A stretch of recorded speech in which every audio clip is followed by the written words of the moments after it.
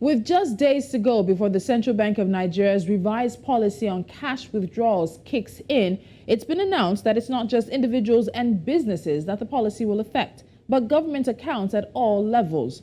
Nigeria will prohibit all cash withdrawals from government accounts and others starting March the 1st in an effort to combat crime and move towards a cashless society. According to the Nigeria Financial Intelligence Unit Chief Executive Muktar, since 2015, over 701 billion naira in cash has been siphoned out of public accounts, with the majority of transactions exceeding legal limits. According to the NFIU's published instructions, implementing the limits will mitigate the danger of exposure of public officials to these crimes and protect the financial system from continued misuse. According to Tucker, the new regulations add to the central bank's efforts to promote digital payments, curtail cash hoarding, and stop illegal activity, while also enforcing laws that were revised last year. Joining me now is Muktar Mohammed, financial analyst and the CEO of Asher Dynamic Solutions. Muktar, welcome to Business Edge once again. Thank you so much for joining me, and Happy New Year to you. Thank you too. Always a pleasure. Happy New Year to you and your viewers. So let's start with the number we're hearing. Since 2015, according to the head of the Financial Intelligence Unit, over 701 billion naira has been siphoned from public accounts. In terms of how the cash is being withdrawn, sort of paints us a picture of what it looks like for Nigeria to have 701 billion naira somehow just disappear. Tolu, we've always said that we shouldn't build strong men, we should build strong institutions. I think finally the government is beginning to look at institutions as a means to fight corruption, not strong men. And EFCC said they've done so well, and look at the numbers we are seeing, it calls for concern. So for me, I'm excited about what is happening. We've always looked forward to it. And when you look at those figures, you realize we concentrate so much on the federal government. You realize the federal government withdrawal alone was about 223, and you look at the local government was about 525, and then you look at the state government was about 770. So it just tells you that corruption is more from the federal and the state. And I think these figures are good. I mean, the figures are good for us to understand, and then we begin to know why we must go cashless. And if you look at the policy, it wasn't that there was no law that was there. You made the money laundering law that you can only withdraw only 10 million, and that other 10 million for companies, then for individuals, you have 5 million. And yet they are supposed to report to the regulatory agency. That shows you that the bank themselves are culpable. They were not doing that, because if you have been doing that, we won't get people withdrawing over 220 million within a week. You see them just withdrawing. Remember, there's a case of the Accountant General of the Federation where cash was withdrawn to the tune of over 300 million within a week. So it shows you that definitely corruption has become like a norm, especially in the states, in the federal, and also in the local government. I think this is a good policy. In short, I'm even surprised we are waiting till 1st of March. We should start it immediately like we've done to other policies. Why are we giving them time to cover their tricks or to find means of beginning to beat what the Financial Regulatory Intelligence Unit are trying to do? For me, it's a very good policy. Finally, we are beginning to fight corruption with building of institutions, not strong men. So it's something you said, because I was going to ask about the banks. None of this would be possible if there were not individuals within the banking system who signed off, who allowed millions in cash to leave the banking halls. And it brings us back to the conversation around the cash in circulation, but which is outside of the banking vaults. Many Nigerians will look at this conversation and say, see, it's their problem. It's politicians. Why are we also being made to suffer and to have cash withdrawal limits when we can see that the federal government is around 225.72, state government 701.54. When you look at the billions that is leaving banks because of official individuals, what do we do with that conversation? Because it just makes it feel for many Nigerians that we're also having to suffer when you're not directly going after those who are largely to blame. Yes, we are suffering because also if they are stealing the money, it's affecting us in one way or the other. So it's for our own goods that we are coming up with this policy now, because it's going to also help the ordinary Nigerian also in terms of their own security, in terms of their own tracking down of how much they spend. Also, that we're talking about personal finances. It's also going to help them also, by helping them in the sense that most of the corrupt tendency that government is doing that would make money not to come down, trickle down to those in the bottom, or build infrastructure, or a lot of corruptions will be stopped, and the ordinary man will end up benefiting from it. It's a snowball effect. To me, it's to the advantage of the ordinary Nigerian now. It's not to our disadvantage. Because like we said over again, how many Nigerians will be able to withdraw 20,000 naira every day and in a week of 100,000 or 500,000 in the bank in a week? Definitely it's the politician, but we must know that the politicians are not withdrawing their own money. They are withdrawing our own money. Our own money. That's where we have the problem. If they were withdrawing their own personal money, we don't have a problem with that. They are withdrawing our own money, so it's affecting us. And so when the policy comes, if the policy is going to affect us for the short term, but in the long term, we are all going to benefit from it. Okay, so on the screen, you can see what the financial analysis from the unit says, that from 2015 to 2022, the federal government withdrew about 225.72 billion in cash. State governments withdrew 701.54 billion in cash, and local governments withdrew 156.76 billion cash. I think a lot of people will want to focus a bit on the state governments, but when we look at all of that, you also have knowingly that this is behavior that contravenes the MLPPA Act of 2022, as well as the Proceeds of Crime Recovery and Management Act as well. So some would say, is there an issue with the legislation? So what's the kind of legislation that Nigeria has against money laundering, or that addresses the issues of money laundering? Is that legislation not strong enough, even though we know some of this was updated and revised last year to meet some of the current situations of Nigeria's economy? Well, I've said it in your program before. Nigeria is not devoid of good policies. Nigeria is not devoid of good laws. Nigeria is not devoid of good constitution. What we devoid, we've not even been able to implement what we're supposed to do to see the result that we get, and then from there we begin to improve upon it. It's not that the policies are bad. It's not that they are not up to standard. It's just because implementation is a problem. We do not implement our policies. We do not, because what we see in Nigeria is if you are the ruling party, or you are in the ruling class, or you belong to the elites that have somebody high there, you can do anything and go away with it. They've not been anybody, and when I mean anybody, I'm not saying that they've not jailed people, but the number of people that have jailed and the number of people that are perpetrating this crime, those that are perpetrating the crime are more, maybe thrice or 100 times more than those that have been found culpable. And those that are found culpable are those that have either they are no more part of the system, or they are no more part of the ruling class, or they have issues with whether the ruling party or the ruling class. So they come after them. But if we begin to do policies that does not look at who you are or where you come from or who you're connected to, then we'll begin to see results. Because like you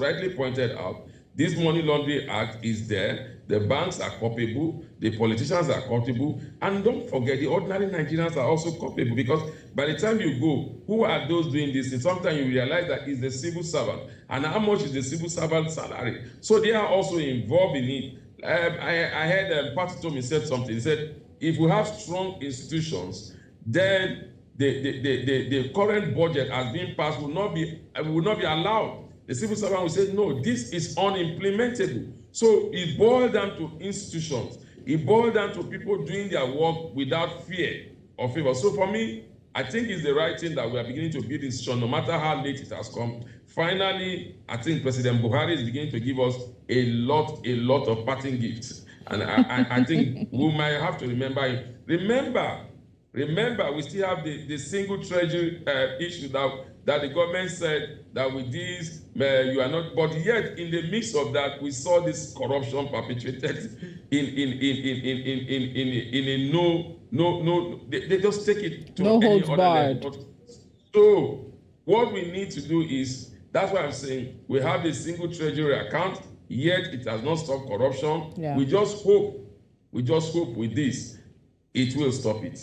And I was going to ask about that because that was a massive issue for the administration and for the government overall in continuum, but it doesn't seem to have really addressed this corruption issue. So there are a number of people who are going to be affected. So this restriction will apply to federal, state, and local governments in Nigeria and includes all foreign missions operating in the country, accounts of all development partner institutions, and the accounts of all instituted funds in form of independent funds to be operated as mutual funds, such as insurance funds, cooperative funds, brokerage funds, political party funds, or pressure group union funds. And all of this happens once the funds are designated to exist as funds or to operate independently for management and or investment. So Muktar, when you look at all the people wrapped up who from March 1st, 2023 will no longer be able to make cash withdrawals, does it make sense to include all of these entities aside from government at all levels? Are we missing anybody? Do you think that the legislation, or rather the policy, is missing out on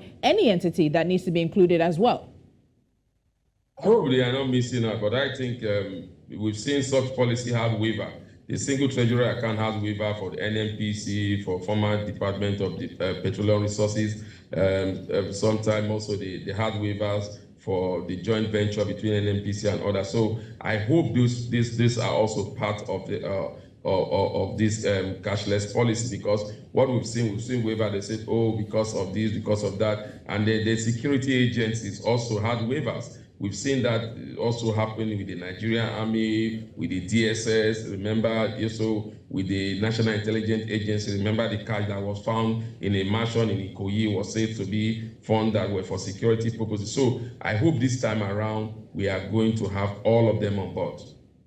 So let me tell you, the waiver goes all the way up to the presidency, literally to the table of the president, if you're going to get a waiver for this policy coming in place. What do you think about that? So the NFIU says that the only condition is that a public officer who is asking for a waiver must put that waiver on the table of the president and must be able to prove that it will be a necessary, urgent demand or request. What do you make of that? Yes, this institution I just mentioned got the waiver from the presidency from operating the single treasury account.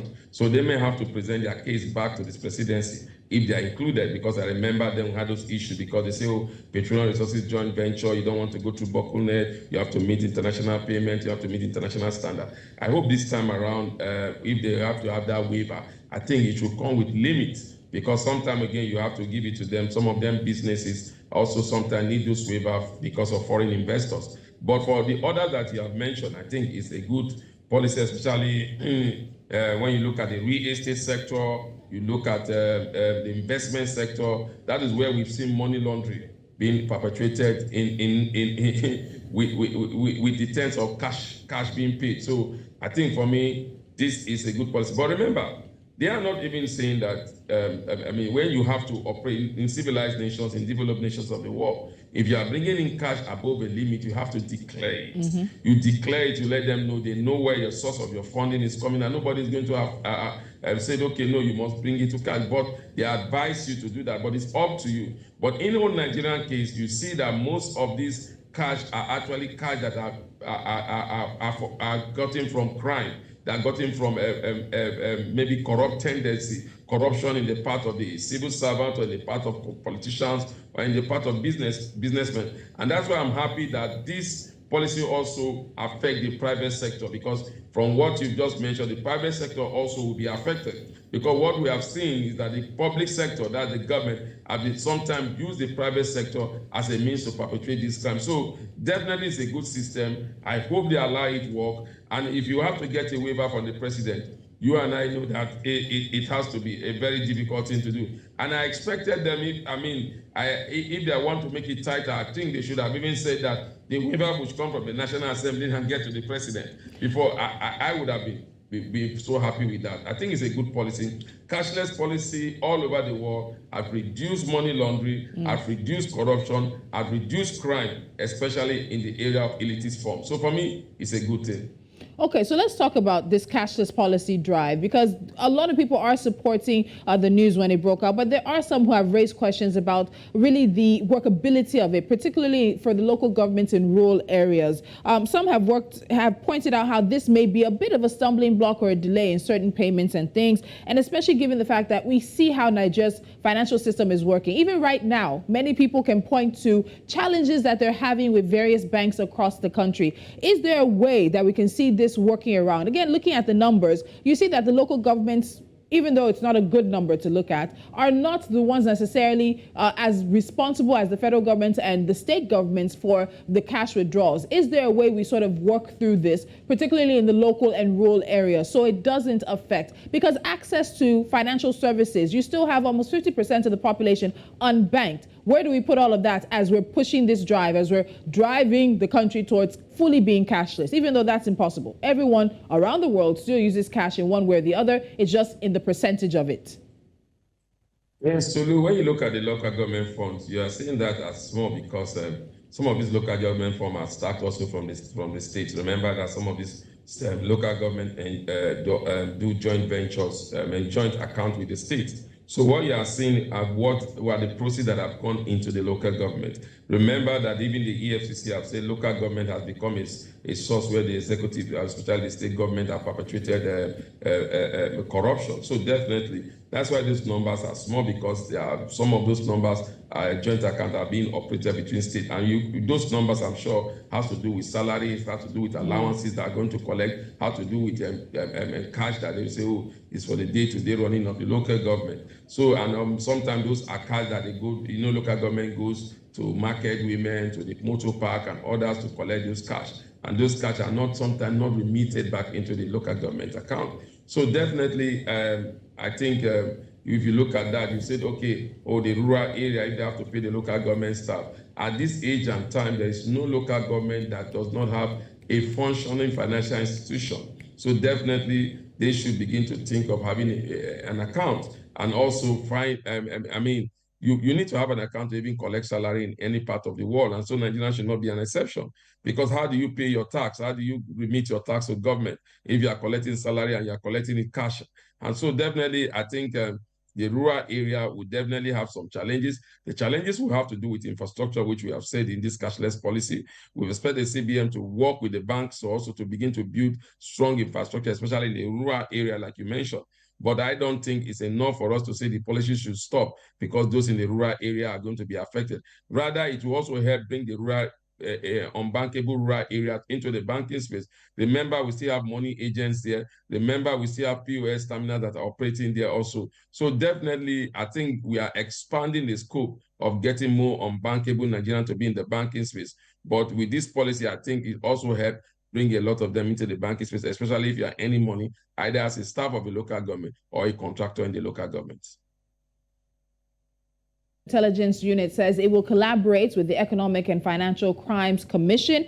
It will also work with the Independent Corrupt Practices Commission as well as the Nigeria Police Force to investigate government officials that withdraw cash from public accounts. Now, given some of the feedback we've gotten in terms of the Oresanya report and numerous white papers on some the duplication and the blurred lines between responsibilities and things, what do you think about this? Yes, it's good for us to see collaboration, but there are a number of people who are EFCC does something similar. Nigeria Police also does something similar. ICPC also does something similar. And now the NFIU as well. In terms of this, are we not seeing too much duplication or crossed or blurred lines? I have seen that, especially with the ICPC and the Economic and Financial Crime Commission.